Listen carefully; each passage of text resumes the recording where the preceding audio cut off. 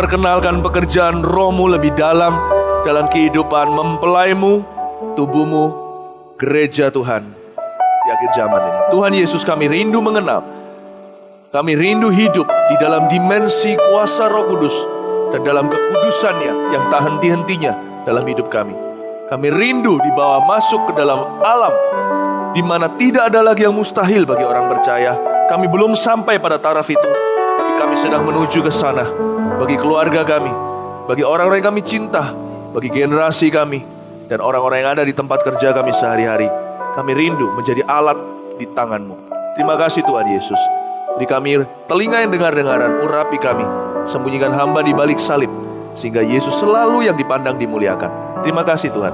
Dalam nama Yesus yang percaya katakan, amin. Shalom, silakan duduk semuanya.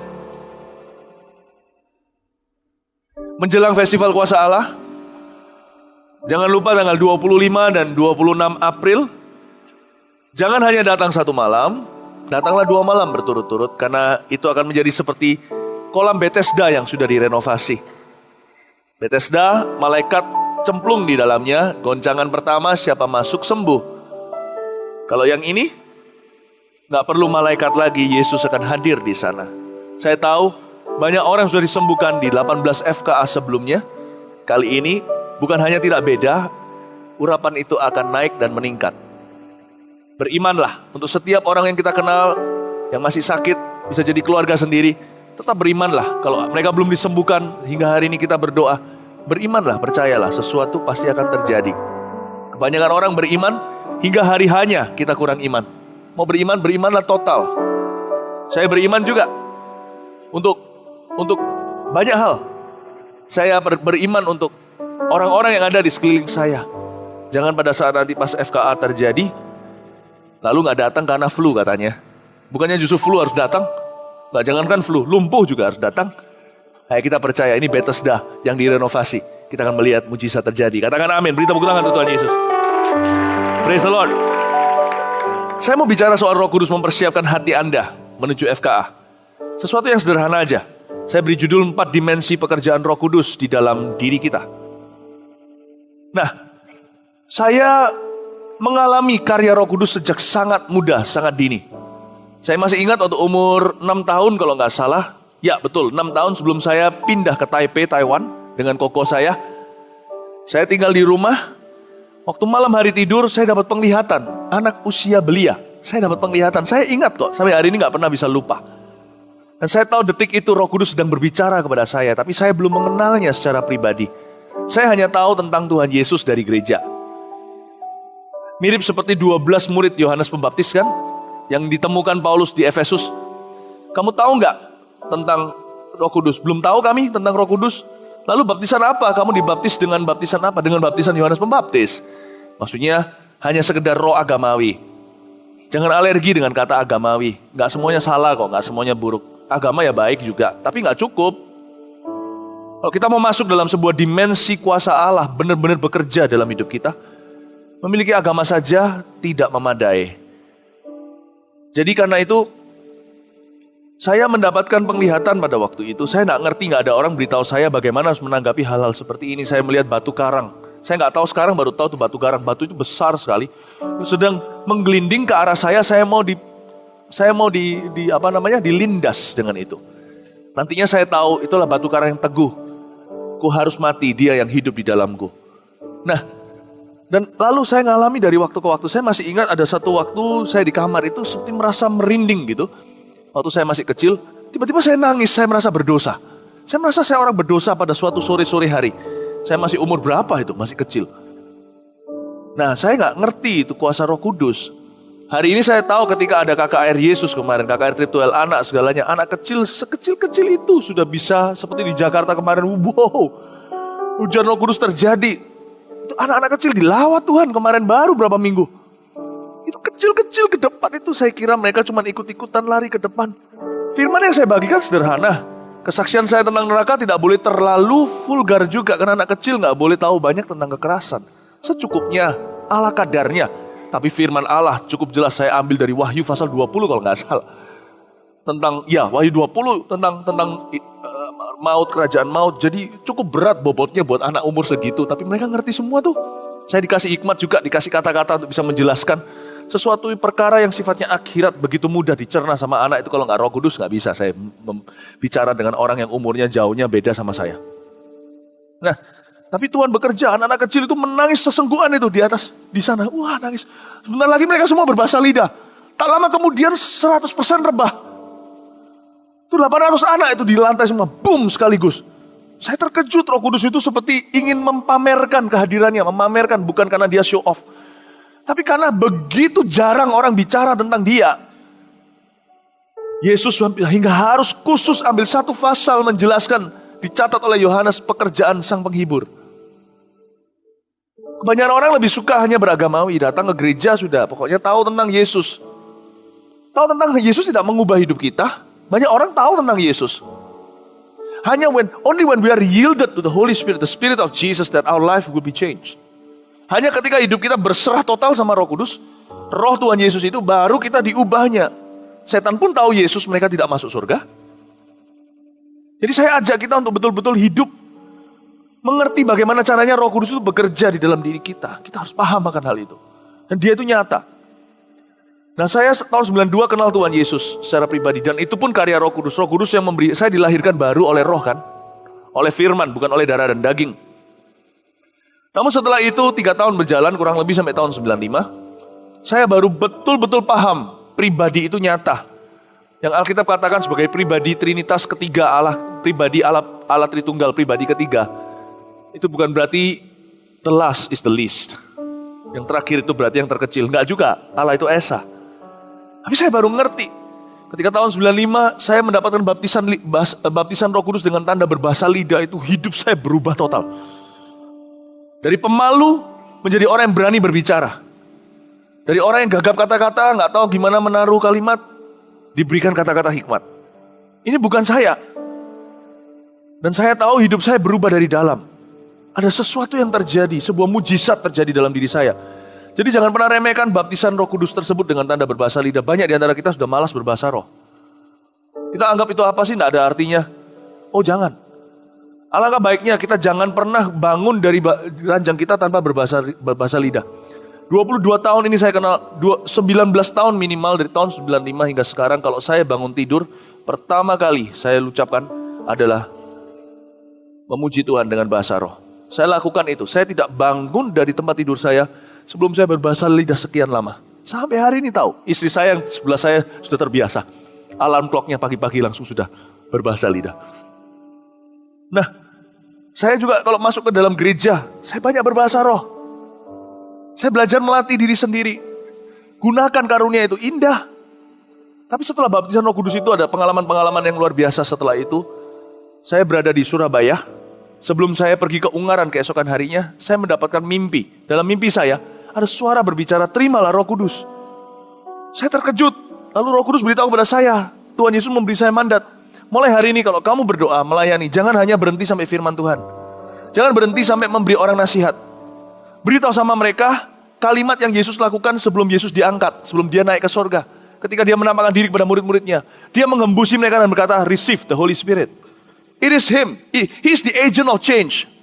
Not our wisdom. Bukan hikmat kita. Dialah agen perubahan itu. Bukan saya. Sampai hari ini saya harus ngerti. Bukan khotbah saya yang mengubah orang. Ini bukan keluar dari sebuah pelajaran, pembelajaran, tapi keluar dari sebuah persekutuan pribadi. Bukan berarti kalau apa yang kita pelajari semuanya itu tidak berguna, jangan salah mengerti. Tapi semua hanya kayu bakar seperti yang saya katakan juga di depan. Kayu bakar. We need the oil. Kita butuh minyaknya. Kita butuh apinya. Untuk supaya itu bisa menjadi sesuatu korban bakaran yang indah dan wangi-wangian bagi Allah. Jadi saya ajak kita untuk sungguh-sungguh membangun hubungan yang intim dengan Roh Kudus setiap hari. Dan hidup saya berubah total setelah itu. Setelah mimpi itu. Pelayanan saya diubah setelah mimpi itu. Lalu tidak lama setelah itu waktu saya berkhotbah di Ungaran, saya masih ingat saya berkhotbah di depan anak-anak kecil 50-an orang. Khotbah saya cukup lama, saya mengajarkan banyak hal tentang kerajaan Allah, kerajaan sorga. Saya melihat burung merpati. Jadi terkejut, saya nggak bisa, saya biasanya nggak aneh-aneh gitu kalau selesaiin khotbah. Tapi hari itu saya tercengang dan 50 anak itu diam nungguin saya ngapain. Saya tercengang cukup lama, 20 menit ada. Saya melihat sambil menangis, saya melihat burung merpati. Saya lihat dengan mata kepala saya, bukan penglihatan. Saya lihat itu datang dekat dengan sinarnya kebiru-biruan indah. Sejuk di hati. Saya melihat burung merpati yang sedang berdarah-darah. Lalu Tuhan Yesus berkata, itulah rohku yang telah dilukai sana sini. Dia dipadamkan, diperdebatkan, ditolak, difitnah. Dan di antara gereja-gerejaku terutama. Saya sedih melihat itu. Sejak hari itu saya mengambil keputusan untuk betul-betul terbuka sama karyanya. Biar orang bilang saya apa terserah, mau ngeroh, mau apa kayak terserah. Asal jelas saya punya fondasi yang kuat. Saya gak peduli orang mau bilang saya apa. Tersesat kayak apa kayak. I will stick with the Holy Spirit, not with my might, not with my power, as long as I live. Saya tidak akan bersandar kepada kuat gagah perkasa saya seumur hidup saya. Saya akan terus bergantung dengan Dia. Itulah salah satu alasan kenapa saya terus berbahasa lidah. Sejak Tuhan memberikan karunia itu kepada saya 19 tahun yang lalu. Saya tidak pernah mengizinkan ada tanggal kadaluarsanya sebuah karunia yang Allah beri. Malah justru karunia itu menyulut semua karunia yang lain bermunculan. Sebelum ada FKA, siapa pernah sangka tiba-tiba ada pelayanan ini dan itu muncul. Itu semua hasil dari persekutuan dengan Roh Kudus. Roh Kudus juga roh yang sama di dalam bisnis, dalam keluarga, dalam segala perkara. Saya ingin sekali untuk Anda melihat pelayan-pelayan perjanjian baru. Seperti yang dikatakan oleh Paulus dalam suratnya di Korintus. Adalah pelayan-pelayan yang bersinar wajahnya. Oleh karena urapan Roh Kudus, bukan karena tulisan-tulisan Taurat. Hari ini saya kalau membaca Alkitab dari Kejadian sampai Wahyu, saya baca di dalam kuat kuasa Roh Kudus. Saya baca demikian rupa hingga semua blind spot yang gak kelihatan, yang biasanya tidak dianggap oleh orang. Saya baca, saya minta tolong sama Roh Kudus dengan bersandar dengan Dia, beri saya pengertian. Beri saya pengertian. Wow.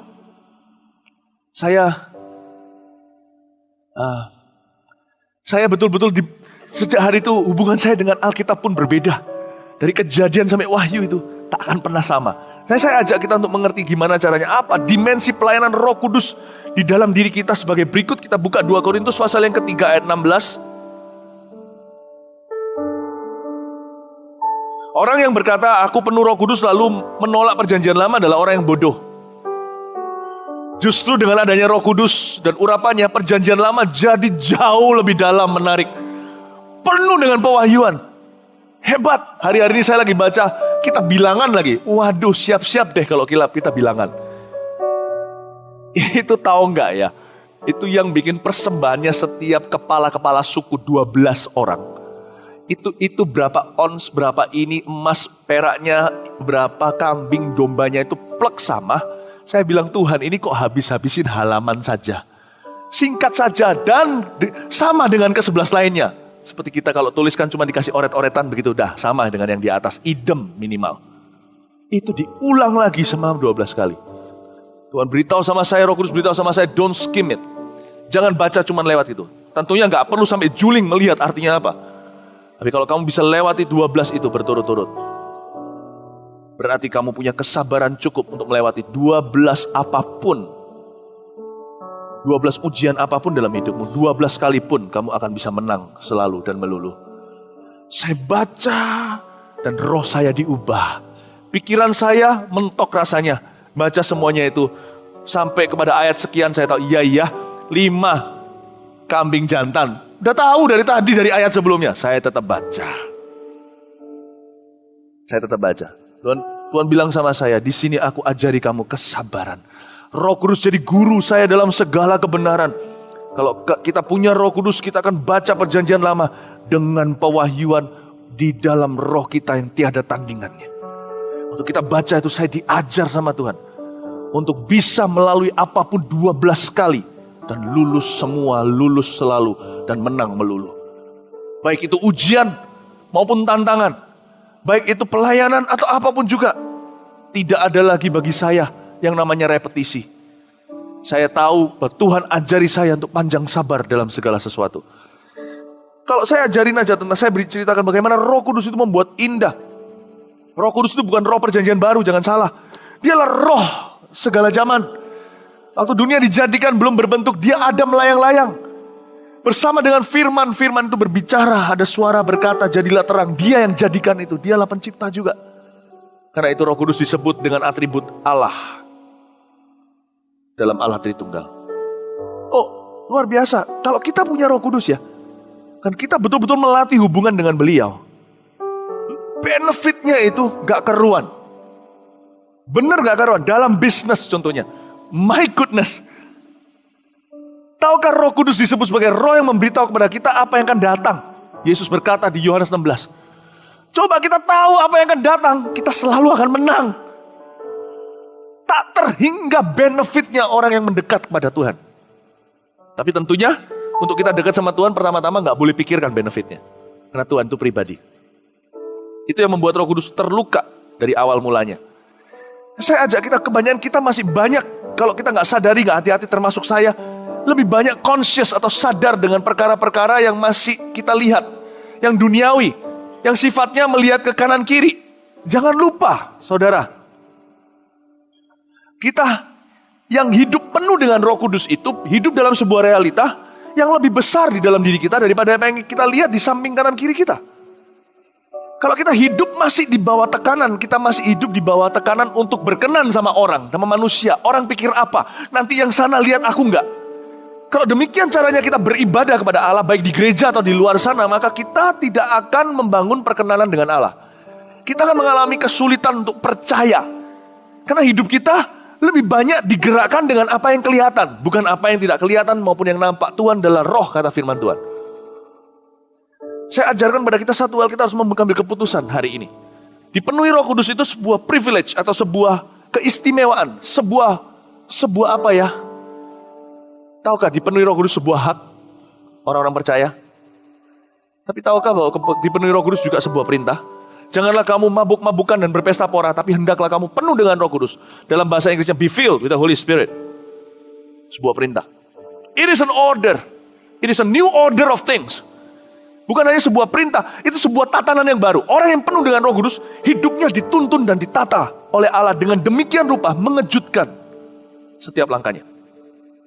Kita harus ambil keputusan dipenuhi dengan Roh Kudus. Sekarang saya jelaskan sedikit keempat dimensi tersebut. Kita baca ayat 16-18 bersama-sama. 1, 2, 3. Tetapi apabila hati seseorang, kita baca sama-sama. 2, 3. Tetapi apabila hati seorang berbalik kepada Tuhan, maka selubung itu diambil daripadanya. Sebab Tuhan adalah roh, dan di mana ada roh Allah, di situ ada kemerdekaan. Dan kita semua mencerminkan kemuliaan Tuhan dengan muka yang tidak berselubung. Dan karena kemuliaan itu datangnya dari Tuhan yang adalah roh, maka kita diubah menjadi serupa dengan gambarnya dalam kemuliaan yang semakin besar. Saya jelaskan ayat 16. Tetapi apabila hati seseorang berbalik kepada Tuhan, maka selubung itu diambil daripadanya. Roh Kudus itu selalu berhubungan dengan ambil selubung. Dia itu setiap hari urusi perkara hati. Jadi dimensi pertama pekerjaan roh Allah dalam kehidupan orang percaya adalah dia harus memastikan bahwa setiap hati dipersembahkan untuk Tuhan Yesus. Pekerjaan Roh Kudus yang pertama adalah mempersembahkan hati kita untuk Tuhan Yesus. Peperangan roh yang terjadi bukanlah peperangan kita lawan roh jahat. Sadarkah setiap hari daging kita memerangi roh Allah? Doa atau enggak doa? Itu biasa kan? Waktu doa pikiran kita di mana? Udah gitu. Daging kita ini senantiasa memerangi roh Allah. Jadi peperangan rohani yang pertama terjadi itu di dalam hati. Tidak ada urusannya dengan setan. Kalau kita bisa menang yang di dalam sana, tak ada satupun setan di luar sana bisa menahan kita. Orang yang berkata sama Yesus, engkaulah Mesias. Ingat Petrus berkata begitu ketika ditanya, menurut kamu aku siapa? Tuhan mau tahu posisinya di mana. Orang berkata Elia, berarti Tuhan lebih rendah. Sekalipun dia Elia, wah, tapi kan dia nabi saja.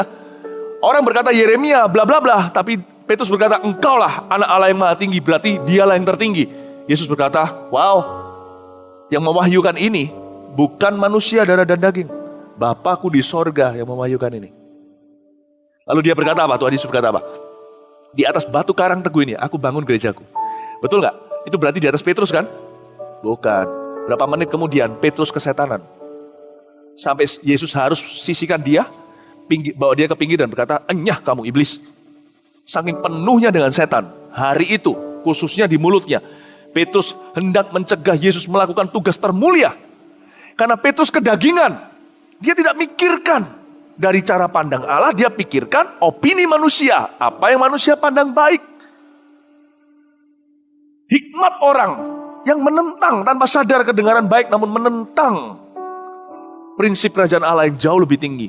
Yesus menyisikan dia. Jadi bukan di atas batu karang Petrus dibangun gerejanya, bukan di atas dasar itu diberi kuasa untuk mengikat dan melepas. Apa yang kau lepaskan terlepas di sorga, apa yang kau ikat terikat di sorga. Tapi di atas dasar apa? Pewahyuan itu. Petrus berkata, engkaulah anak Allah yang maha tinggi. Yesus berkata, siapa? Siapa? Barang siapa? Betul-betul meninggikan Yesus setinggi-tingginya dalam hidupnya, orang itu diberi kuasa binding and loosing. Wewenang gereja akhir zaman ada di tubuh orang itu. Gereja itu selain korporat, individu. Tuhan mau memberi kepada kita kuasa gereja itu. Sehingga dibawa sampai ke pekerjaan kita sehari-hari.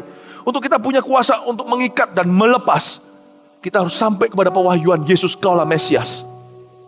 Dan itu hanya Bapa yang membisikkan Roh Kudus yang dicurahkan dalam hati. Dan Roh Kudus untuk membawa kita mencapai titik itu harus perang sama daging kita.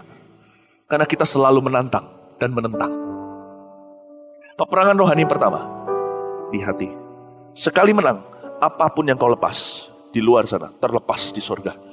Apapun yang kau ikat terikat di sorga. Tak ada lagi yang bisa menahanmu, hai Yosua. Tiap kaki, tiap tempat di mana kakimu kau injakkan, kuberikan kepadamu. Tak seorang pun bertahan di hadapanmu. Siapa yang melawanmu, Yesaya 59, akan rebah di hadapanmu. Amazing. Waktu saya renungkan ini, Roh Kudus memberi saya pengertian. Wow, peperangan rohani, segala peperangan rohani adalah perang daging dan roh. Roma 8, hidup dalam daging, kau tidak akan memenuhi keinginan roh. Hiduplah oleh roh, kau akan matikan perbuatan daging. Pekerjaan Roh Kudus tiap hari kantornya tidak di sorga. Dia sudah dicurahkan ke dunia sejak Pentakosta kepada setiap daging. Artinya dia masuk ke daging kita, menaklukkannya kepada Yesus. Dan itulah peperangan kita setiap hari. Dan Roh Kudus setiap saat memastikan hati kita hanya milik Yesus dalam segala area. Khususnya di area-area yang abu-abu, di mana kita sulit tunduk dan takluk. Disitulah Roh Kudus banyak kejar. Dan selama kita tidak bisa lewati dimensi pertama, tak ada dimensi kedua Roh Kudus yang akan kita baca setelah ini. Itulah sebabnya ada orang Kristen yang berputar-putar di padang gurun. Selama bertahun-tahun ke gereja, nggak juga ngalami apa-apa. Karena di area itu dia gagal dan dia lari dari Tuhan. Kemanakah aku dapat pergi menjauhi rohmu Tuhan? Di sanalah kalau aku menaruh tempat tidurku di tempat orang mati atau ke ujung bumi, di ujung lautan, di tepi lautan yang terjauh, engkau ada di sana, tanganmu akan menuntun aku kembali ke rencanamu. Tuhan tidak marah, Tuhan tidak murka, Tuhan tidak ngambek. Tapi Roh Kudus sebelum kelar dengan kita, di dimensi pertama, dia tidak bawa kita ke dimensi kedua.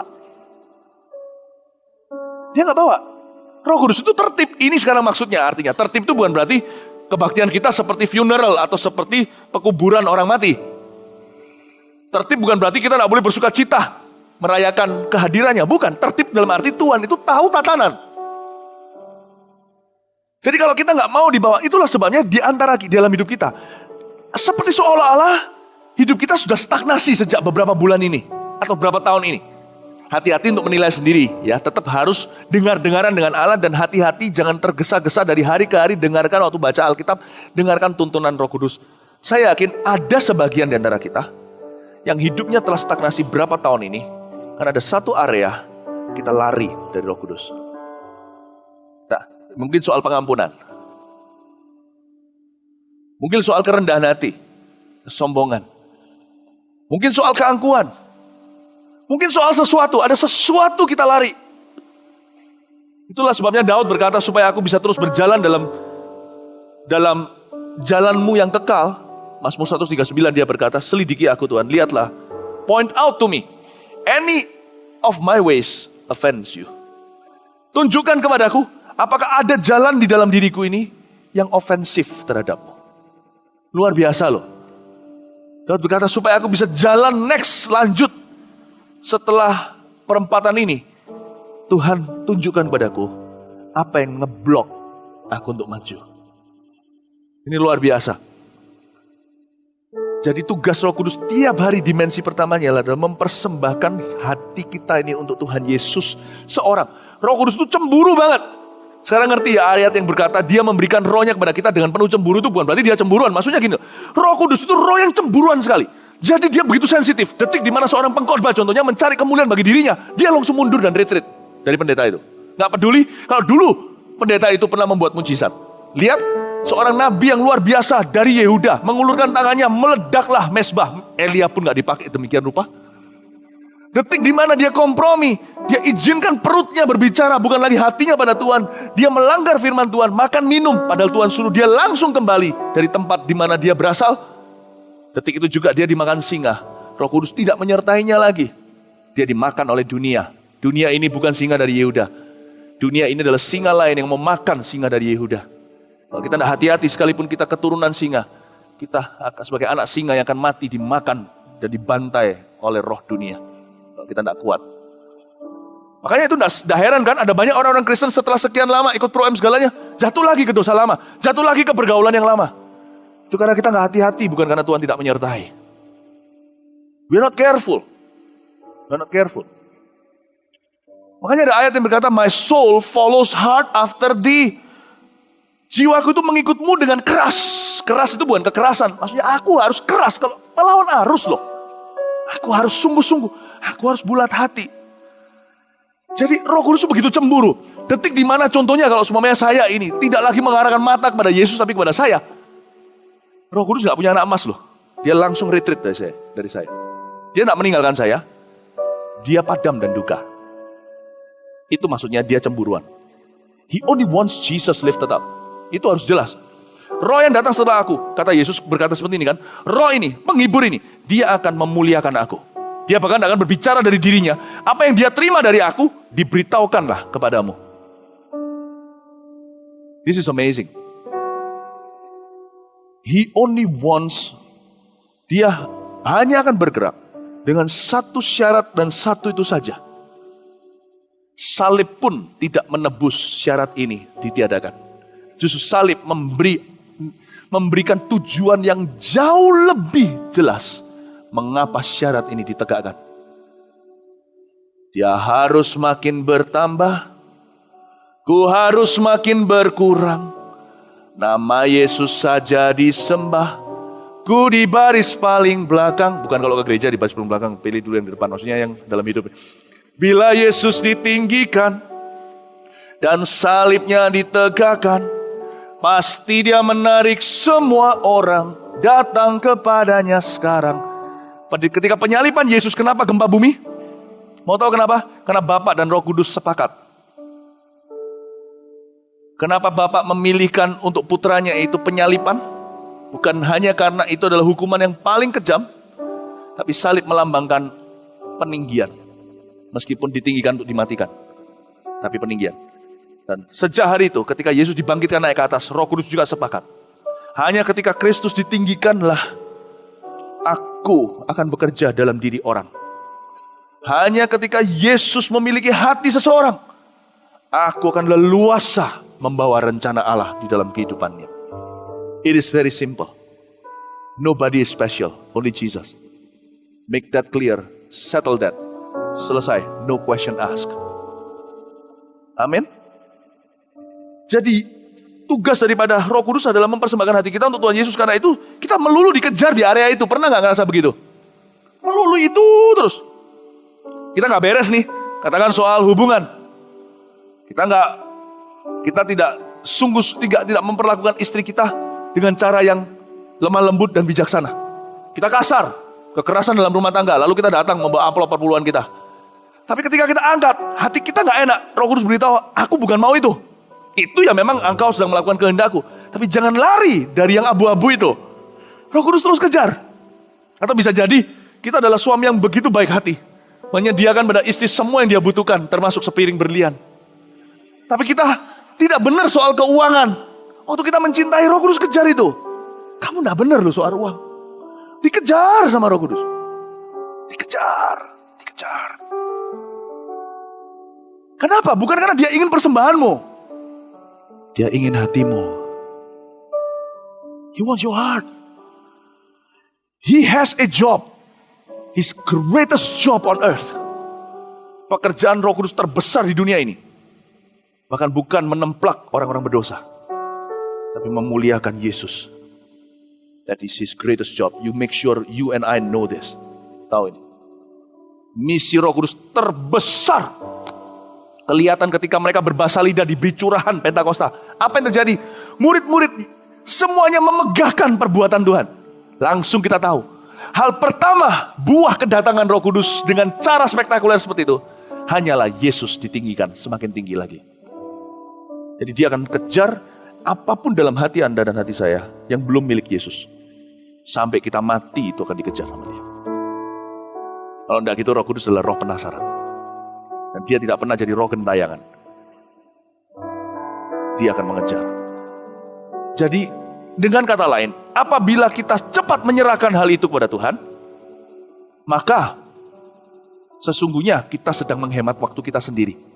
Kita nggak perlu berputar-putar di padang gurun lagi. Ketika saya dibentuk Tuhan, sejak dulu, saya mau lari, Tuhan bilang sama saya, kembali. Lari, Hagar, kembali untuk ditindas oleh Sarah. Waktumu belum tiba untuk pergi. Wow. Saya kembali untuk ditindas oleh pemimpin saya. Zaman dulu kali, yang kurang bijaksana. Saya kembali. I have to stay. Saya stay di Departemen Praise and Worship sampai selesai di Vancouver, Kanada. Bentuk, tidak boleh lari. Kembali, kau menghemat waktumu sendiri. Karena ketika Roh Kudus kelar, dia akan berkata, mahkota ku beri. Move on, lanjut. Dimensi kedua, kita lihat. Ya, saya memberikan emphasis atau tekanan di dimensi pertama karena ini yang paling susah. Dimensi kedua lebih mudah. Karena sebab Tuhan adalah roh ayat 17. Dan di mana ada roh Allah, di situ ada kemerdekaan. Ini luar biasa. Tugas kedua. Dimensi kedua pelayanan Roh Kudus dalam diri kita adalah memberi kita sukacita sorgawi atas apapun yang kita lakukan di dalam Dia. He gives us supernatural joy. Pernah nggak? Kadang-kadang orang tanya sama saya, kenapa saya dipanggil di area ini? Saya berkata, karena bukan bergantung feeling loh ya. Tapi saya rasakan sukacita yang tiada duanya. Yang orang lain kalau melakukannya, nggak tentu betah saya lakukan. Saya nggak. Ini 30, tadi berapa orang tadi yang konselor ini? 12. Luar biasa, 12 ini bisa 30 jam. Kita dengar aja rasanya langsung sudah mau pingsan. 30 jam. Tapi bagi mereka sukacita. Untuk mendengarkan masalah orang. Itu tidak mudah. Saya juga berusaha loh. Mungkin karena pembawaan Tuhan sekarang berbeda dalam kehidupan setiap kita, ada musimnya kan. Tak lama yang lalu ada satu orang maksa untuk bisa konseling sama saya. Puji Tuhan, saya tahu ada konselor gini, saya lemparkan ke Anda. Di kantor saya lagi sibuknya setengah mati. Keputusan demi keputusan menunggu yang mempengaruhi bangsa-bangsa beneran. Saya tidak membual berkata besar. Dan saya tahu semua juga untuk jiwa-jiwa. Ada satu jiwa di luar sana nunggu saya dan maksa. Nggak ada janjian, nggak ada apa. Nggak bisa lah. Tanya sama Yitro kalau nggak percaya. Satu ditangani ya, kita semua yang mati muda. Akhirnya datang masuk. Saya dengarkan tuh beneran 1 jam. Saya cuma dengar tanpa berkedip. Saya terus beritahu sama saya, aku telah mati dan tinggalkan cara hidupku yang salib terus di mulut saya. Salib terus 1 jam saya dengerin. Betapa saya salut kalian bisa dengar orang berjam-jam, luar biasa. Dulu saya bisa, sekarang mungkin gak mampu karena musimnya berbeda. Tapi waktu saya dengarkan itu, my goodness. Tapi mungkin kalau semuanya the gentle giant here, sekalipun besar, gentle sekali, a different version of Hulk. Bisa gak dengerin orang? Kan salah satu harus listening kan, counseling itu. Bagi dia sukacita luar biasa. Kalau bisa, ayo ku dengarkan semua masalahmu sampai aku tua, luar biasa. It is his calling. Panggilannya. How do you know if it is your calling? You find joy. Supernatural joy. Kok tahu tuh panggilanmu? Anda menemukan sukacita yang supranatural di dalamnya. Mau tahu supranatural enggak? Tanya teman-teman secara alami, secara natural. Mereka betah enggak? Enggak, berarti Anda supranatural. Anda bisa berjalan di atas air dengan begitu mudah seolah-olah tidak terjadi apa-apa. Tapi kalau Anda lakukan apa yang saya lakukan, bisa copot jantung Anda langsung. Bagi saya, natural saja. Alamiah saja. Tuhan memberikan itu Roh Kudus. It is His presence. Tanpa kita sadari, kita kira hadirat Roh Kudus hanya dalam bentuk rasa greng-greng segala. Iya, nanti saya akan sampai ke sana. Tapi jangan lupa, the presence of the Holy Spirit, hadirat Roh Kudus juga dalam bentuk sukacita dalam Anda melakukan apa yang Anda lakukan sesuai dengan panggilan Allah. There is joy in it. There is joy. Ada sukacita. Nah kalau itulah sebabnya, ini Roh Kudus, ini supranatural loh, supranatural. Gini loh, ketika Roh Kudus itu betul-betul hadir di dalam diri kita, apalagi kalau pasca pembentukan hati kita, wow, segala sesuatu yang terjadi setelah itu sampai kita dibawa kembali ke musim pembentukan kembali. Setelah pembentukan terjadi, ketika kita masuk di dalam efeknya berikutnya, apa yang kita lakukan itu tidak lagi ada keluar kesan paksaan. Bahkan tidak perlu dipompa-pompa iman kita untuk bisa mencapai yang Tuhan suruh kita mencapainya. Itulah sebabnya Yesus berkata pada waktu ada perayaan Pondok Daun, dia berdiri di Yerusalem dan berkata, barang siapa haus, minumlah. Dari dalam dirinya akan mengalir mata air yang memancar sampai ke kehidupan yang kekal. Betul?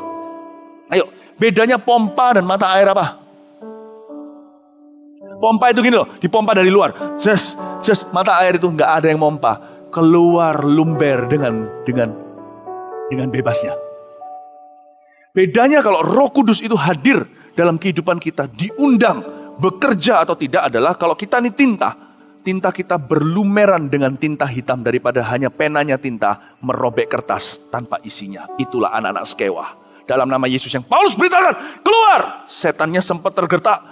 Memang ngerasa ujung tintanya, tapi sobek semua event kejadian itu menjadi suatu kejadian yang paling memalukan. When the Holy Spirit works, your life not become smooth, but what you do become smooth. Hidup tidak ada yang mulus, tapi apa yang kau lakukan bisa tiba-tiba mulus dan too good to be true, but it's true. Amin. Dia memberi sukacita. Ketika Roh Kudus diberikan, Anda tidak perlu pompa. Itulah sebabnya seorang ketua CG yang mendoakan anggotanya, Roh Kudus akan diundang sebelum bahkan kalian semua datang ke CG hari itu.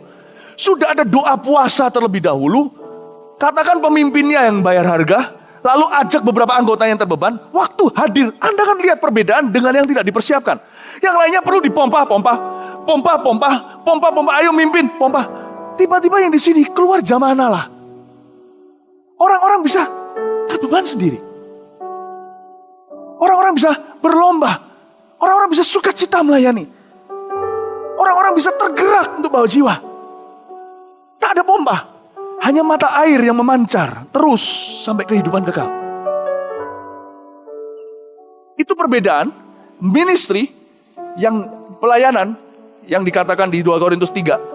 Yang berdasarkan tulisan yang mati, di loh batu, atau di loh hati oleh karena Roh Kudus.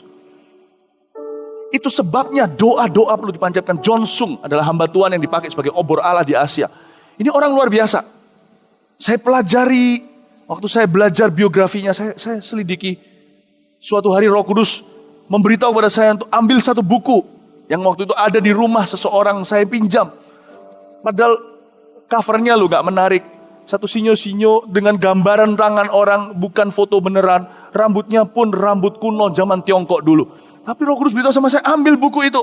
Kamu baca, belajar sesuatu dari kehidupan orang ini. Saya pelajari. Obor Allah di Asia, judulnya saya baca. Wow, tanpa saya mengerti. Ternyata berapa tahun kemudian saya diizinkan hari ini untuk menggembalakan dan memuridkan beberapa murid John Sung zaman dulu. Jadi bisa bayangin, John Sung itu datang ke Surabaya itu tahun berapa tahun kakeknya kita. Jadi beberapa orang yang sekarang saya mentori ini, usianya sudah jauh di atas saya. Karena pernah hadir di kebaktian John Sung sekali lahir baru. Baru datang itu lahir baru. My goodness, we need that kind of service again. Don't you think? Itu langsung, ini orang-orang ini sampai hari ini gak ada follow up. Dari beberapa murid-murid John Sung yang saya sendiri sempat gembalakan maupun yang tidak, yang saya kenal satu persatu hingga hari ini. Pada waktu mereka datang itu masih anak kecil, hadir di Surabaya, ada yang di Semarang, di mana datang gitu aja lahir baru, dengar firman-Nya satu kali doang. Lahir baru hingga hari ini masih melayani Tuhan dengan setia. Tak ada tanda-tanda celah. Kok bisa? Saya pikir-pikir kok bisa. Mau tahu? John Sung tiap hari 6 jam di lututnya. Saya tidak ajak Anda untuk meniru ini. Sekali lagi, bagi dia natural sekali. Tapi setiap iman sebelum jadi pohon, tetap jadi benih kan? Kalau Anda secara 5 menit doa, kita nggak pernah bangun dengan Tuhan. Mana bisa suatu hari jadi pohon apa-apa?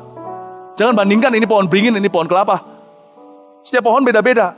Tapi setiap kita tetap harus jadi pohon, bukan Mas Musa tuh? Nah kalau kita dari benih aja udah gak setia, gimana jadi pohonnya? Jadi tanaman apa? John Sung tuh 6 jam begini doa satu-satu untuk convertnya. Tidak heran pelayanannya tidak diisi dengan pompa. Dengan merek berbeda-beda. Tidak ada merek John Sung cuma satu. Mata air, Roh Kudus, mereknya Yesus. Saya mau belajar dari orang ini. What a man of God. He died young though. Dia gak terlalu, ya sisi lemahnya dari seorang hamba Tuhan ini adalah dia kurang balance hidupnya. Gak sampai 50, umur 40, sekian, mati muda. Dan kasihan sekali. Tapi intinya adalah, saya belajar sesuatu kekuatan di dalam pelayanannya. Orang ini melakukannya bukan dengan gagah perkasanya. Dia punya sukacita. Dan dia tidak mengakhiri dengan daging apa yang dia mulai dengan rohnya. Dan dia cari sukacita itu dalam hadirat Allah. Ya Tuhan, bekerjalah melalui aku. Bukannya Tuhan, kasihku kekuatan untuk bekerja untukmu. Bukan, Tuhan bekerjalah melalui aku. Itu beda. You work through me. You work through me. Kelemahan John Sung cuma satu sih. Dia hanya berkata, Lord, you work through me. Dia nggak lanjutkan, and through my family. He wasn't a good family man. Dan dia mati setelah itu. Dia nggak berzina, tidak skandal segala, tapi dia meninggal dunia. Dan semua anak-anaknya tidak ada satu-satu pun dari keluarganya yang melayani Tuhan. Saya mau ajak kepada Anda satu hal. Lanjutkan, Tuhan memberi kita sukacita dalam apa yang kita lakukan. Lanjutkan hal itu. Jangan bergantung dengan kekuatanmu. Cari Tuhan. Amin. Yang ketiga. Sebab Tuhan adalah roh, dan di mana ada roh Allah, di situ ada kemerdekaan. Itu maksudnya ya, kemerdekaan tadi itu ayat 17, itu yang poin kedua, memberi kita sukacita sorgawi. Sehingga yang kita lakukan itu bukan keluar dari jajahan, perbudakan, tapi dari kemerdekaan orang-orang percaya. Wow, bebas, lapang dada. Sekarang yang poin ketiga, dimensi ketiga pelayanan Roh Kudus dalam diri kita sebagai berikut di ayat 18. Dan kita semua mencerminkan kemuliaan Tuhan dengan muka yang tidak berselubung. Ketiga, mencerminkan kemuliaan Tuhan. Ini bagus sekali. Empat dimensi pelayanan Roh Kudus. Yang pertama adalah ia mempersembahkan hati kita untuk Tuhan Yesus. Yang kedua, Roh Kudus memberi kita sukacita sorgawi dalam apa yang kita lakukan. Dan menambahkan sukacita itu kalau kita mencarinya. Ketiga, Roh Kudus di level ketiga ini akan memakai segala sesuatu dalam hidup kita untuk kemuliaan Tuhan Yesus. Kalau di level pertama, dia mau hati kita dulu dipersembahkan untuk Tuhan. Di level yang ketiga, dia sudah mulai memakai makan, minum, tidur, bangun kita. Dia mulai memakai segala perkara, segala sesuatu di hidup kita untuk kemuliaan Tuhan Yesus. Tidak usah dibuka, saya sudah siapkan ayatnya di 1 Korintus 10 ayat 31. Kita bisa baca di sini. Keluar dari mulut seorang yang juga hidup di dalam 4 dimensi kuasa Roh Kudus ini, yaitu Rasul Paulus. Munculkan di sini 1 Korintus yang saya sudah siapkan tadi. 1 Korintus 10 ayat 31. Aku menjawab, kata Paulus, jika engkau makan atau jika engkau minum atau jika engkau melakukan sesuatu yang lain, lakukanlah semuanya itu untuk kemuliaan Allah. Ini luar biasa loh. Ini keluar dari mulut seorang Paulus yang waktu makan pakai sapu tangannya. Begini, ditaruh, diambil orang sapu tangannya, juga dipakai sama Roh Kudus. Roh Kudus akan pakai apapun segala sesuatu di dalam hidup kita untuk kemuliaan Tuhan Yesus. Hobi Roh Kudus satu, bukan main golf, bukan main basket. Itu hobi orang-orang yang penuh Roh Kudus. Yang basket maksudnya. Hobi Roh Kudus satu. Dia hobi memakai surrendered soul. Whatever comes from a surrendered soul. Dia hobi memakai whatever belongs to a yielded soul. Roh Kudus hobi memakai apapun dari kehidupan yang diserahkan total sama dia. Itu dia. Sekarang lihat 2 Timotius 2. Ini saya kasih beberapa kesaksian. 2 Timotius 2 ayat 20 sampai 21. Muncul di sini. 2 Timotius 2. Cor. Ya. Oke. Gak apa-apa, dicari. Ya. Dalam rumah yang besar, bukan hanya terdapat perabot dari emas dan perak, melainkan juga dari kayu dan tanah. Yang pertama dipakai untuk maksud yang mulia, dan yang terakhir untuk maksud yang kurang mulia. Ada dua, maksud mulia, maksud yang kurang mulia. Sama mulia, tapi bukan 24 karat semua. Ya, lanjut. Jika seorang menyucikan dirinya dari hal-hal yang jahat, yang pertama tadi, kalau ya hatinya nggak ada abu-abu, setiap area hatinya diserahkan sama Tuhan. Kita belum sempurna, semua kita menuju ke sana. Ia akan menjadi perabot rumah untuk maksud yang mulia. Oh, jangan berkata gini loh ya, aku sudah diselamatkan berarti aku milik Yesus semua. Sudah. Nama kita pun sudah ditulis kitab kehidupan, udah telat. Cuman nggak semua area hidup kita sekarang diserahkan kan? Tahu nggak bedanya antara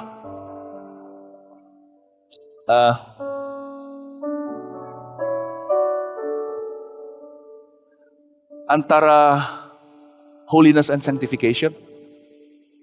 Holiness itu kekudusan. Kita disebut umat Allah yang kudus, imamat yang rajin, jadi bangsa yang kudus. Sudah, bukan karena perbuatan kita, itu karena pembelian Kristus. Dia dari suci menjadi dosa, supaya kita yang dosa menjadi suci. Ngerti maksud saya? Terjadi pertukaran di salib itu. Dari 2/3 salib sesuatu terjadi. Hari itu, Yesus di salib tengah itu untuk menyamun yang satu itu. Dua-dua sebenarnya. Tapi yang satu hari itu menerima barternya. Hari ini aku belum bisa buat apa-apa, baptis pun gak bisa. Tapi engkau di atas sana untuk aku, berarti habis ini aku di sorga karena engkau. Detik saat itu juga, dia boleh disebut sebagai a holy man. Sanctification, however. Sanctification, kekudusan. Sanctification itu kayak semacam, sanctified. Penyuci. Aduh, bingung nih. Bang saya. Ya udah, satunya saya sebut saja penyucian. Pencucian, ya. Sanctification adalah area-area yang diserahkan oleh Tuhan. Dari kata itulah holiness juga mengandung kata, dari kata kudus itu dari kata dipisahkan untuk Tuhan. Holiness itu artinya be set apart unto the Lord. Jadi orang Lewi disebut orang yang disucikan karena mereka dipisahkan oleh Tuhan. Bahkan tidak boleh punya tanah. Mereka milik Tuhan saja. Full timer contohnya. Mereka sanctified. Nah, sanctification itu artinya di area-area tertentu. Ada orang ya, contoh ya. Ada orang ini baik. Penuh Roh Kudus. Semua orang nggak meragukan lagi bahwa dia ini adalah hamba Tuhan yang sejati. Anak Tuhan tulen deh. Kalau dia mati 100%, ayo taruhan dia pasti ketemu di sorga. Tapi di satu area ini, dia belum bisa menang. Yaitu di area prejudice. Di area racism mungkin. Dengan ras tertentu dia ada perasaan gimana. Suatu hari ada seorang hamba Tuhan, pernah bicara. Dia cerita, ini orang Korea.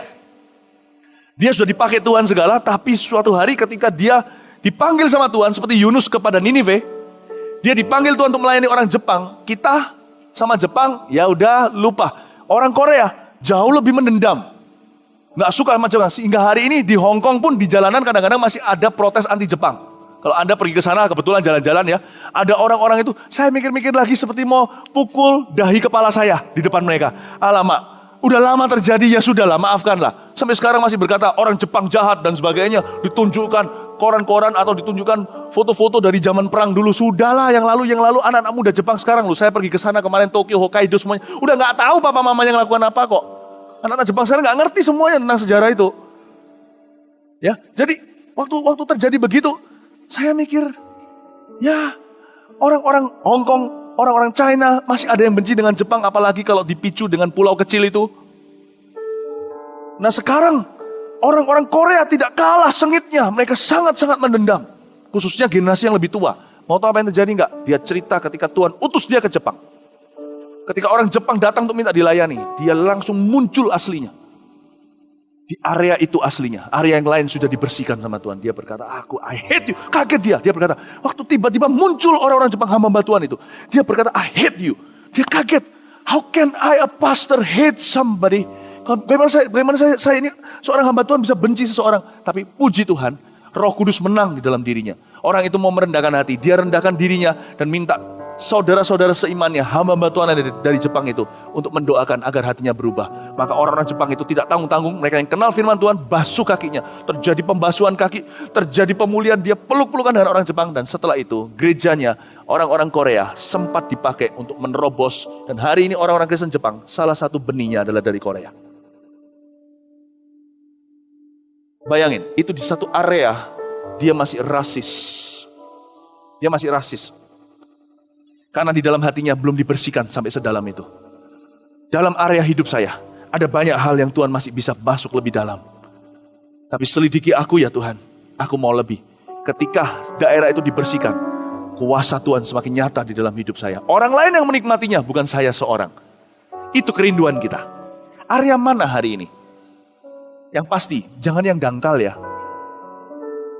Kalau mau pilih area yang dalam, jangan kembali lagi ke ulang. Aduh, kalau Anda bangun rumah ya, contohnya bangun rumah di satu perumahan di Surabaya. Udah bangun, udah tinggal dekor. Rubuhin lagi, ganti fondasi. Bingung toh. Kapan jadi? Banyak orang Kristen kayak gitu. Udah bagus-bagus, masuk check-in, masuk. Tiba-tiba, konyol sekali. Aku masuk gak disapa sama Pak Mil. Aku masuk gak disapa sama Pak Victor. Itu fondasi, Rek. Yang lebih quality gitu loh. Kalau mau dibentuk. Kalau mau digesek. Cari yang lebih berbobot, kek. Jangan 1 tambah 2 tambah 3 gitu yang gagal lagi di sana. Itulah sebabnya banyak orang Kristen. Ulang lagi. Pilih-pilih. Ayo, minta sama Tuhan, tunjukkan di hatiku nih mana yang serong. Tapi pastikan Tuhan, bukan yang murahan. Jangan cari yang sifatnya dasar gitu, gak berguna. Ngerti maksud saya? Banyak orang begitu, jatuh bangunnya area-area yang konyol. Karena itu, saya dorong kita semuanya untuk dibersihkan total-totalnya. Saya sih minta sama Tuhan. Saya gak mau gini loh. Saya gak mau ketika di dalam konteks gereja contohnya seperti ini, saya beribadah gitu ya. Saya gak mau merhatikan hal-hal yang sifatnya sudah seharusnya, kata Ibrani, kita harus meninggalkan asas-asas dasar iman kita. Penumpangan tangan, pertobatan dari kehidupan sia-sia dan sebagainya. Itu harus lewat. Saya nggak mau datang ke sini lagi mikir, oh nanti orang lain mikir apa ya kalau saya berdoa begini. Oh nggak mau, saya mau lutut kayak, saya mau berdiri kayak, saya mau apa. Saya nggak mau Anda ngurusi. Itu urusanku. Ngerti maksud saya Bapak Ibu? Saya nggak mau ngomongnya keras dan kasar, bukan. Tapi untuk daging kita tidak perlu gentle. Saya nggak peduli. Saya tidak boleh peduli. Detik saya mulai peduli dengan perkenanan manusia di area-area konyol seperti itu, saya harus kembali lagi ke sekolah dasar dengan Roh Kudus. Nggak mau saya. Bentuk aku yang lebih dari itu. Mohon Tuhan bentuk aku lebih dari itu. Bentuk aku yang begini aja. Ketika FKA terjadi, mujizat terjadi, dokter pun nggak bisa menyangkali. Masih ada juga dokter-dokter yang akan menciptakan nanti suara-suara seperti pada waktu Yesus dibangkitkan memberitahu kalau itu mayatnya dicuri. Gitulah. Kalau saya nanti harus hadapan dengan dunia medis yang tidak akan, yang menyangkali mujizat, yang menganggap itu kebetulan. Ya ayo bentuk aku di area itu, ayo. Saya nggak mau bentuk aku di area yang konyol. Bentuk aku di area advance. Supaya setelah itu, berikutnya yang bertobat dokter-dokter dalam pelayanan saya.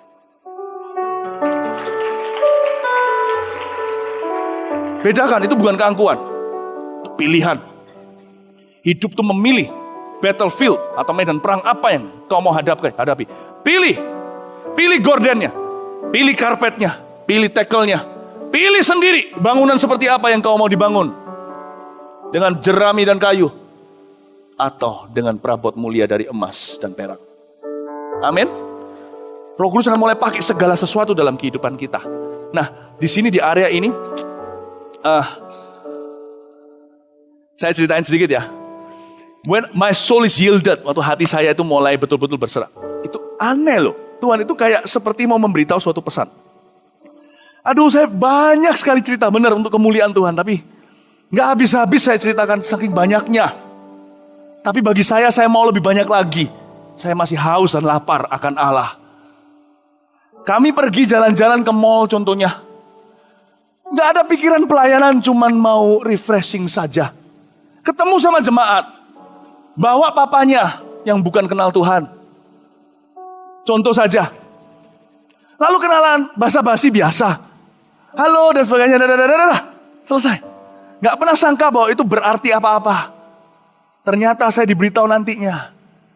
Dengan menangis anak-anaknya dan istrinya, yaitu mamanya maksudnya. Anak dan mamanya beritahu, kami berdoa agar bisa ketemu Ko Philip di mall ini.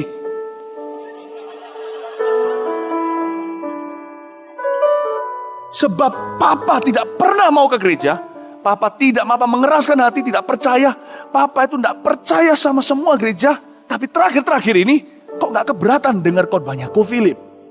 Malah kesannya kok tertarik dan senang. Kalau bisa ketemu aja Tuhan, sekali aja papa pasti terbuka. Wow, saya gak sangka saya bisa, begitu pentingkah? Ya sudah, sekali-kali sadar diri gak apa-apa. Tapi jangan lebih dari itu, nanti saya sadar saya telanjang. Kata Adam dan Hawa kan. Jadi saya biarin gak apa-apa. Tapi ini pengalaman buat saya. Wow, ketemulah. Setelah itu papanya terbuka. Papanya ke gereja. Gini loh, perabot itu, sofa, ketika diduduki gak ada yang suaranya aduh, gak ada kan? Gak ada yang komentar. Sofa semua itu kalau dipakai itu gak sadar. Jadi jangan pernah mengira dipakai Tuhan itu hanya di atas mimbar. Ketika Roh Kudus memerintah dalam hidup kita, segala sesuatu dipakai. Segala sesuatu kau sadari tidak sadari dipakai oleh dia. Menjadi perabot mulia itu artinya itu. Artinya dipakai sama Roh Kudus. Maksudnya tadi itu makan minummu pun dipakai. Oh, saya pergi ke sana ya nggak doa dulu, Tuhan Yesus hari ini mau ke GM, TP atau kemana? Enggak lah. Jalan aja. Ternyata kami dituntun Tuhan sesuai dengan doa orang. Tapi kami tidak disadarkan. Kalau kami sadarkan, kami nanti bisa kesel. Masa refreshing aja diatur sama jemaat kan gitu. Tapi ternyata ya faktanya diatur sama jemaat. Kami jadi jawaban doa tanpa kami merasa kami didoakan. Ngerti maksud saya? Itu terjadi gak sekali dua kali loh. Dan salah satu sekarang jadi tangan kanannya Ko Bernard di Semarang. Salah satunya volunteer, pengusaha yang diberkati Tuhan. Begitu, ketemu di Bali, ketemu berapa kali? Bisa di Bali itu ketemu di airport, lalu habis itu berkata doa lagi, Tuhan kalau memang betul, ketemu di hotel, terus ketemu di Jimbaran. Dalam satu hari ketemu 3 kali. Lalu mereka berdua dengarkan itu jam kehidupan pada waktu setel, istrinya mandi, suaminya iseng setel, menangis dan berbahasa lidah kalau nggak salah. Saya nggak sangka video kayak pertemuan kayak gitu kemana dipakai Tuhan. Saya berdoa ya Tuhan, pakai aku lebih. Yang terakhir di LA, nggak terakhir sorry, ada banyak. Tapi cerita saya terakhir sekarang ini, yang untuk yang poin ini, siap-siap pulang jam 10. Saya di LA. Saya di LA mau pergi setelah khotbah di sebuah tempat di gereja di LA. Saya pergi ke kamar mandi, kembali duduk di sentrong AC. Saya pindah persis angle-nya di pintu situ dari jendela kelihatan jalanlah orang Korea. Orang Korea yang punya gereja salah satu jemaat atau salah satu hamba Tuhan Korea di gereja 7 hektar besarnya di downtown LA. Itu tempat saya khotbah saat itu. Datanglah dia nggak hadir di kebaktian saya. Tapi dia lihat, lalu Roh Kudus beritahu sama dia, masuk. Dia lihat saya panggil saya keluar dan saya tanya sama dia apa yang bisa saya bantu. Dia berkata, saya orang Korea, Roh Kudus suruh saya masuk, ngomong sama Anda. Dan betulkah Anda punya beban untuk Korea Utara? Saya bilang, iya. Korea Utara, iya. Terus saya beritahu sama dia, kenapa Anda tanya gitu? Saya peneguhan buat saya. Saya minta Tuhan mengurapi saya hari ini, sebab saya hari ini harus memutuskan. Mau di LA atau mau kembali ke Korea, tunggu Korea Utara buka, saya orang pertama yang masuk ke sana dan lakukan sesuatu. Pastor, please anoint me now. Put your hand on my endas. Annyeonghaseyo, yapuseyo. Tak lakukan saya tumbangin tangan, blok, boom, berapa? Never know, menghindari AC. Muncul satu misionaris diutus kembali ke Korea. Not for him, not for me. Saya nggak mau bermegah untuk diri. Sungguh, saya kalau bermegah harus bermegah karena Tuhan. Bahwa this type of usefulness is available. Bahwa pemakaian Allah itu sungguh ada. Kuasa itu sungguh betul-betul available dan nyata. Harapkan, saya mau gelitikin Anda. Saya mau geli-geliin imanmu. Sampai imanmu ketawa lebar dan tahu bahwa ternyata pemakaian Allah itu ada. Kita bukan pemakaian Allah, sorry. The power, life-changing power is available. Really available. Kita masuk ke poin terakhir, lalu saya ceritakan 1-2 cerita lagi, boleh ya? Ada banyak kesaksian saya ingin cerita sama kalian. Itu tadi ceritanya gak komplit tadi malah. Sebelum itu saya mau ke kamar mandi, ada satu wanita dari Vietnam. Juga begitu, dia berkata, tolong Tuhan ketemu sama pembicaranya, saya gak tahu dia di mana. Lalu dia berkata, saya mau ketemu dia di sini, saya mau pipis. Lalu habis itu dia ngomong apa, saya gak jelas. Orang Vietnam gak jelas ngomongnya. Lalu setelah pegang tangan saya, boom, rebah. Di depannya WC itu ada orang rebah gitu. Saya suruh panitia tolong ya, saya mau lanjutkan misi saya. Itu gak selesai, itu ceritanya banyak. Teman saya cut semuanya. Tapi intinya saya mau berberitahu pada Anda satu hal. Let's desire. Mari rindukan, Lord please use me. Jangan sekedar bergereja. Rugi bro. Jangan sekedar beribadah maksudnya. Rugi sekali. Saya cuma minta satu aja Tuhan, jangan pakai aku ketika aku main basket. Karena aku suka melukai perasaan orang di lapangan basket. Mengalahkan mereka. Oke, itu cermin kemuliaan ya, cermin kemuliaan. Mau tahu nggak cermin kemuliaan kenapa disebut begitu? Karena cermin itu nggak punya wujud. Jadi siapa yang muncul di depannya Donald Bebek ya Donald Bebek. Kalau muncul di depannya Mickey Mouse ya Mickey Mouse. Cermin itu gitu, sesuai dengan tuntunan Tuhan tanpa disadari apapun jadi. Itu cermin kemuliaan. Itu yang disebut di poin ketiga tadi, memakai segala sesuatu dalam hidup kita untuk kemuliaan Tuhan Yesus. Cermin kemuliaan. Yang terakhir, ya, ada kata di sini, mencerminkan kemuliaan Tuhan, dan kita semua, ayat 18, mencerminkan kemuliaan Tuhan dengan muka yang tidak berselubung, dan karena kemuliaan itu datangnya dari Tuhan yang adalah roh, maka kita diubah menjadi serupa dengan gambarnya dalam kemuliaan yang makin besar. Saya senang dengan kata ini, dengan gambar, serupa dengan gambarnya dalam kemuliaan yang semakin besar. Wow! Roh Kudus tugas, dimensi keempat Roh Kudus adalah memakai kita dengan kuasa dari tempat yang maha tinggi. Bukan hanya dengan talenta, dengan kuasa dari tempat yang maha tinggi. Ini adalah dimensi keempat yang saya kenal dan ketahui di dalam Roh Kudus, di dalam diri kita. Jadi kalau yang pertama adalah mempersembahkan hati kita untuk Tuhan Yesus, itu prioritas pertama Roh Kudus dalam diri kita. Kedua, memberi kita sukacita surgawi dalam apa yang kita lakukan. Ketiga, memakai segala sesuatu dalam hidup kita untuk kemuliaan Tuhan Yesus sehingga kita jadi cermin kemuliaannya. Yang keempat, memakai kita dengan kuasa dari tempat yang maha tinggi. Itu yang disebut dalam kemuliaan yang lebih besar, greater glory. Katakan greater glory. Katakan kemuliaan yang lebih besar. Kemuliaan lebih besar di sini ini luar biasa. Jadi Roh Kudus bisa bekerja dengan demikian rupa. Saya nggak perlu kasih ayatnya aja, tapi saya catat aja ayatnya, nggak usah dibuka ya. Yohanes 6 ayat 63 ada perkataan seperti ini. Roh Kuduslah yang memberi hidup dan firmanku adalah roh dan kebenaran. Oke? Ya ini udah muncul ini ya. Rohlah yang memberi hidup, daging sama sekali nggak berguna. Perkataan yang kukatakan padamu adalah roh dan hidup. Kata yang memberi hidup dalam bahasa aslinya adalah the spirit quickens. Kata quickens itu luar biasa.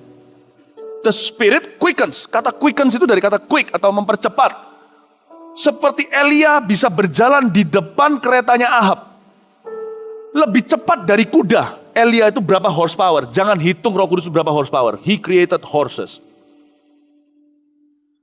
Kalau hidup kita itu betul-betul masuk dimensi kuasa Roh Kudus ini, dimulai dengan mempersembahkan hati, lalu dapat sukacita, lalu kita mulai dipakai Tuhan dalam segala sesuatu yang kita sadari atau bukan, atau tidak, nanti kita akan lihat, hidup kita akan mulai jadi supranatural meskipun tetap alamiah. Artinya apa? Yang saya alami sejak Roh Kudus masuk dalam hidup saya, dan semakin bertahta adalah, 1 tahun saya seolah-olah 3 tahun dalam 1 tahun. Paham maksud saya? Quickening of the Holy Spirit. Quickening ini juga ada di Amsal ketika dijelaskan aku menjadi lebih pandai dari profesorku yang beruban. Kira-kira gitu bahasa sehari-harinya. Firman Tuhan memberi intelligence. Ini bisa begitu rupa. Orang idiot kalau betul-betul baca firmannya itu dengan kuasa Roh Kudus, urapan Roh Kudus, dia bisa jadi juara sebentar lagi. I believe with all my heart. The quickening power of the Holy Spirit is real and available. Dan sungguh-sungguh nyata dan tersedia bagi mereka yang haus, lapar, dan percaya. Sejak Roh Kudus memerintah dalam kehidupanku, 1 tahunku seperti 3 tahun. Jadi 19 tahun ini, 19 kali 3. 57 tahun seolah-olah aku telah hidup, padahal dalam 19 tahun sejak tahun 95. Saya merasa seperti sudah 57 tahun.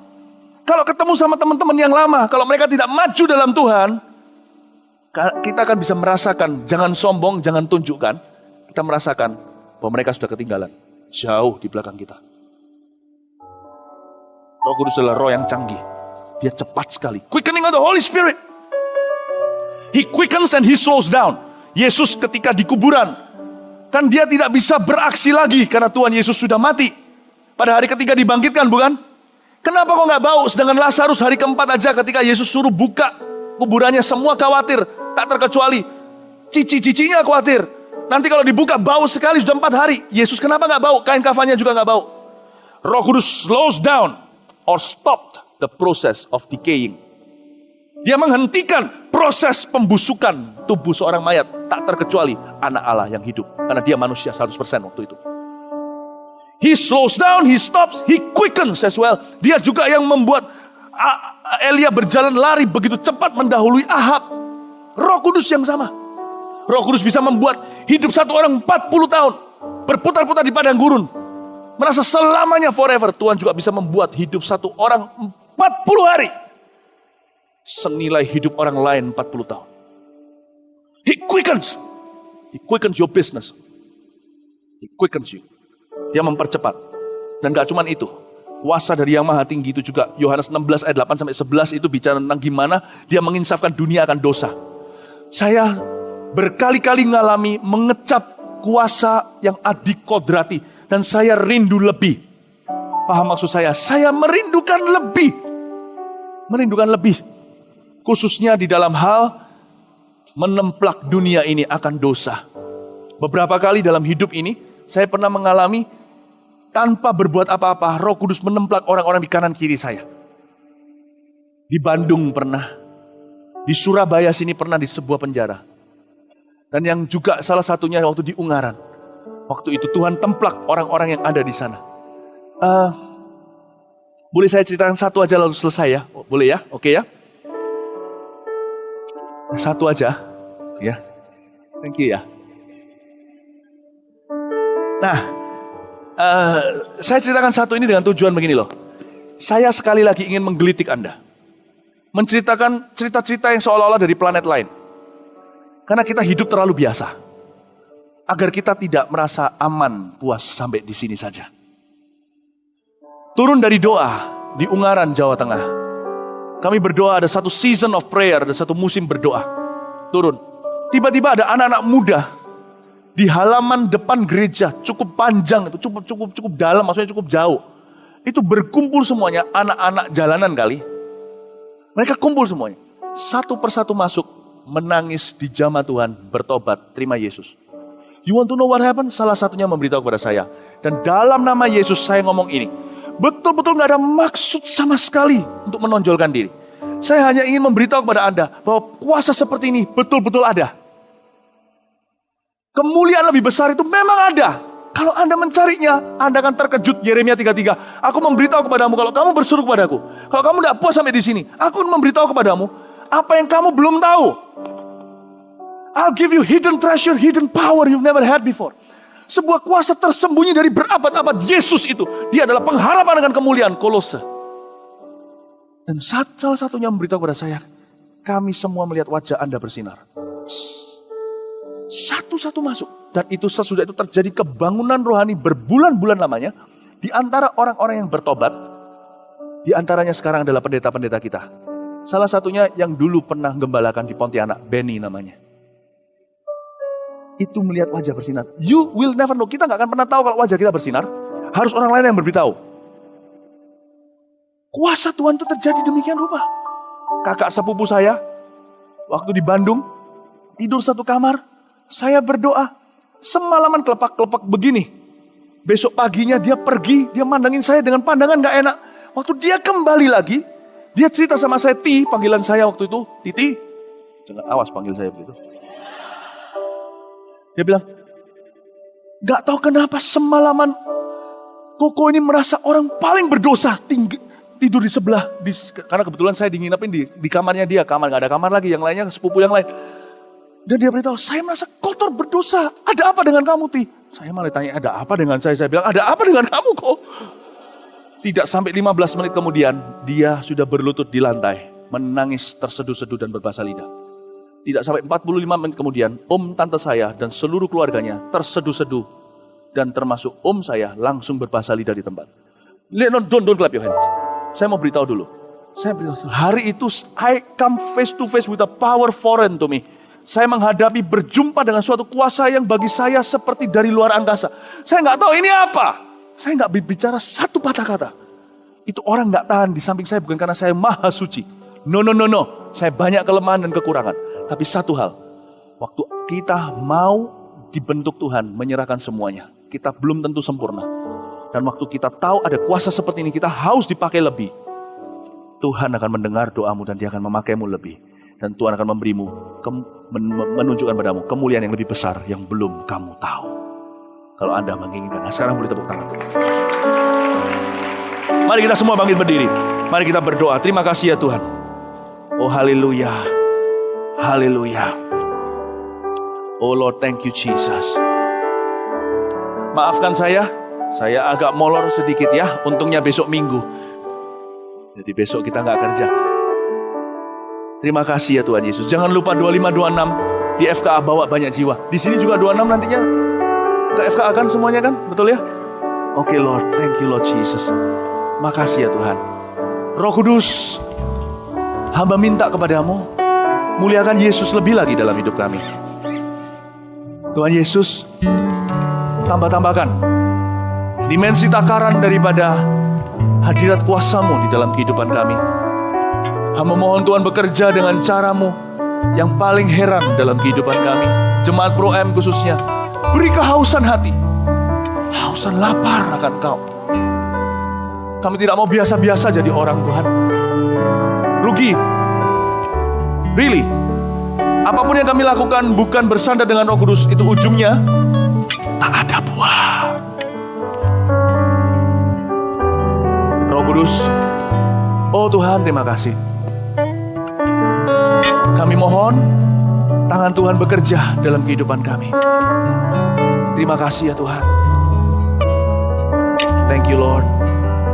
Thank you Lord. Thank you Lord. Thank you Lord. Thank you Lord.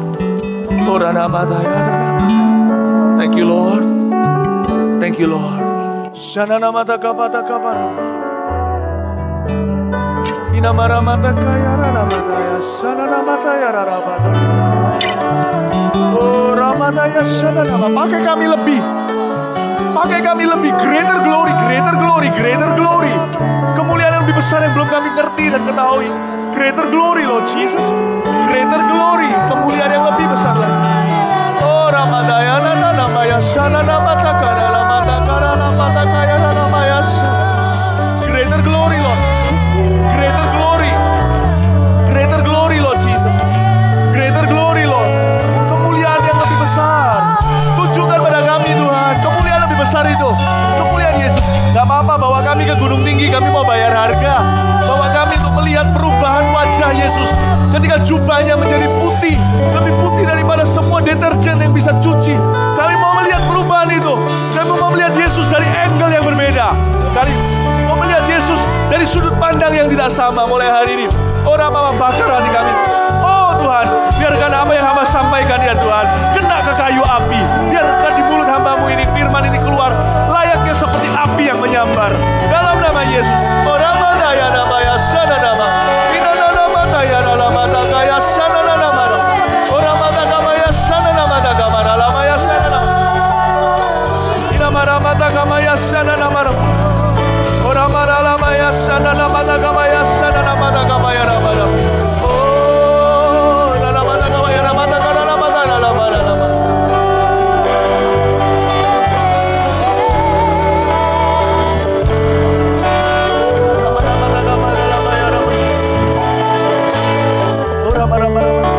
Kita akan nyanyikan satu lagu ini. Sabar-sabar saja kalau ada yang mau pulang dulu. Saya akan berdoa aja dengan sederhana. Kita gak akan lama-lama juga. Tapi kalau ada yang mau pulang dulu, monggo silakan. Tapi saya mau doakan. Saya gak bisa juga mendoakan semua orang. Jadi saya izinkan kepemimpinan lokal setempat untuk tentukan siapa yang boleh naik ke atas sini. Saya mau doakan beberapa orang. Only those people in leadership yang betul-betul yang bisa, apa yang kupercayakan akan bisa dipercayakan oleh banyak orang oleh mereka. Bring them to me. Waktu nanti satu waktu saya beritahu, come. I want to anoint them now. Kita akan nyanyikan lagu ini.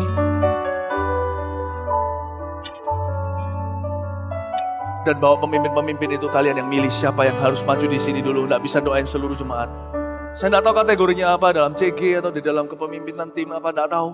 Kalian yang tentukan. Roh Kudus hadir di sini. I want you to feel this anointing I'm talking about. Mengalir di bait suci,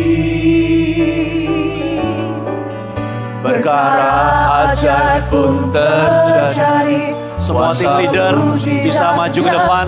Semua tim leader. karena Roh Allah sedang bekerja. Para ketua koordinator ministry, Roh Kudus hadir di sini. siap-siap di depan. Mengalir di bait suci, perkara ajaib pun terjadi, kuasa mujizat nyata, karena Roh Allah sedang bekerja. Tiada yang mustahil dan tiada yang sukar.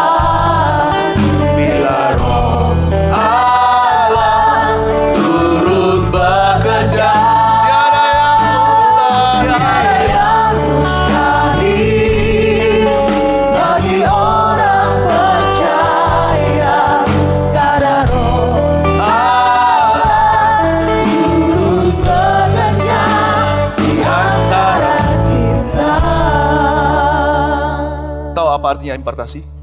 Simple. Anda diizinkan mengintip dalam hubungan seseorang dengan seseorang yang lain. Agar bisa jumpstart memberimu sebuah batu loncatan. Itu yang terjadi dengan Elia dan Elisa. Saya mau lakukan ini, dan ini tidak saya lakukan setiap minggu, setiap kali saya di sini. Yang saya maksudkan dengan urapan tadi dalam pelayanan saya, urapan dalam kehidupan saya itu, saya izinkan kalian mengintip sedikit. So you will know what I'm talking about. So this is what we're gonna do. Saya akan nyanyi. Kita akan nyanyi sekali lagi. Dan saya akan mulai berdoa bagi orang-orang ini. Kemana saya lewat nanti, Roh Kudus akan menyertai bersama dengan saya. Kalian buka hati saja. You know, I'm not only I'm going with him, he's also going with me. Bukan hanya saya jalan dengan dia, dia jalan dengan saya. Tidak usah tunggu saya tumpang tangan. Saya hanya akan berjalan dengan dia. He's gonna be with me. He's gonna be with me. And you're gonna see the power behind, the real power behind any ministry. It is the Holy Spirit of Jesus. Saya berdoa di dalam nama Yesus hingga hatimu diperbaharui, urapanmu pun diperbaharui, diperbesar. Dan di sini saya bisa, Roh Kudus tunjukkan pada saya ada beberapa hati yang sudah robek sebenarnya, ada kecapean. Ada beberapa yang sudah jenuh, dan Tuhan akan membakar dengan yang baru. Oh Ramatakaya. Da da da na na na na na na. Da da da da da da da. Da da da da da. Da da da da da.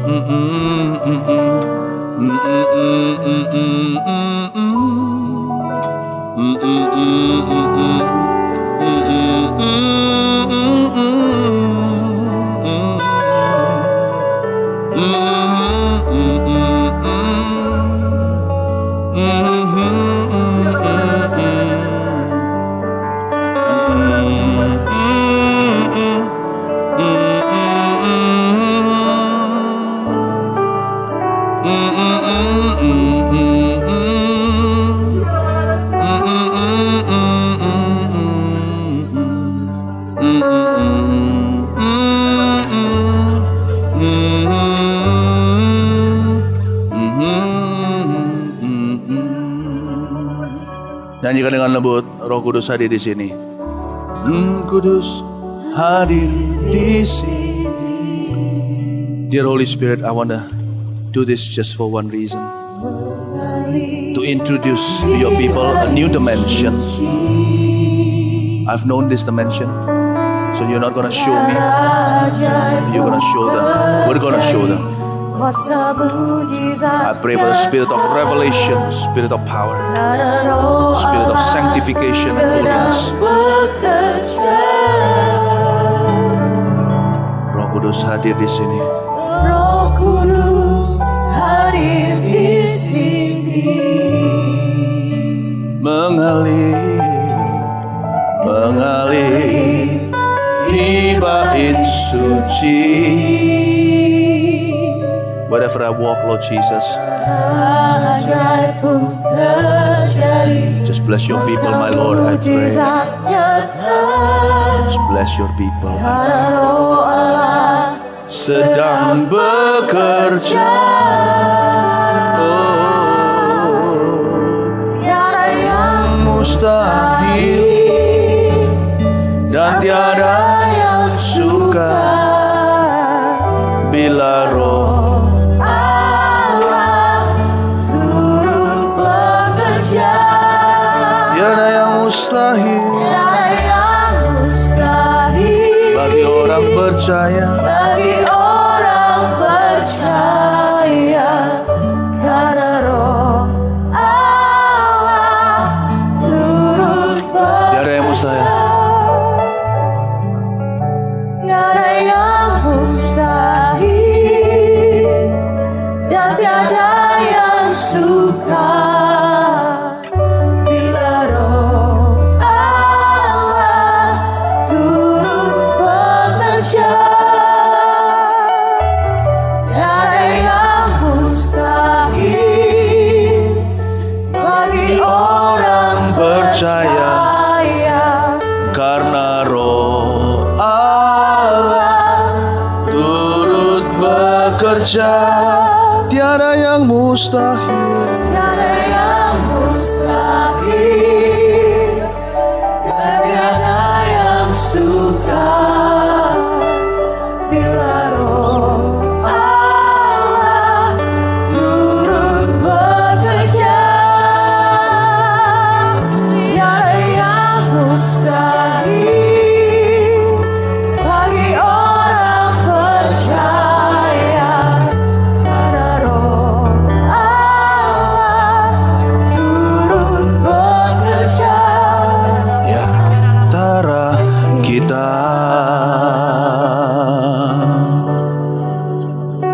Shalala mata kapara pata kapara la pata karala.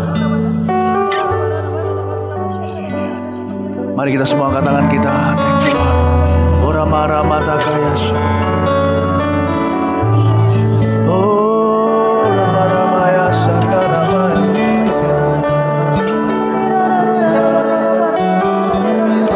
Taruh mikrofonmu sini. Come, stop. Thank you Lord. Just sembah dia, ora marama jangan berhenti. Receive a new unction. Jesus.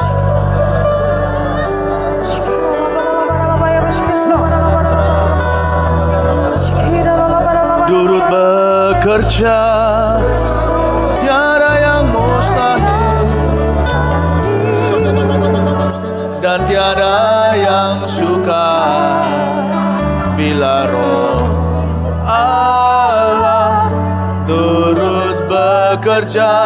Tiada yang mustahil, tiada yang mustahil bagi orang percaya. Karena Roh Allah turut bekerja di antara kita. Karena Roh Allah, karena Roh Allah turut bekerja. Bila Roh Allah, Bila Roh Allah turut bekerja. Karena Roh Allah, karena Roh Allah turut